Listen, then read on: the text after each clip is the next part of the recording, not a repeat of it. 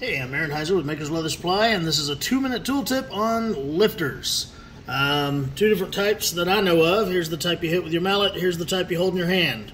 I like the handhold one. You can get some really nice results with the handhold one. It really looks like this is coming up off the leather. Okay, but I'm going to show you both.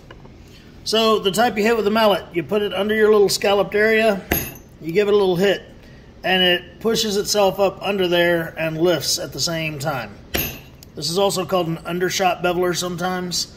Anyway, again, it's a great tool. It's not my favorite. It's quick and efficient like a German car, but it doesn't have the refinement of an Italian car. So the handheld lifter, you just push under there and give it a little wiggle, and it'll make all your lifting dreams come true.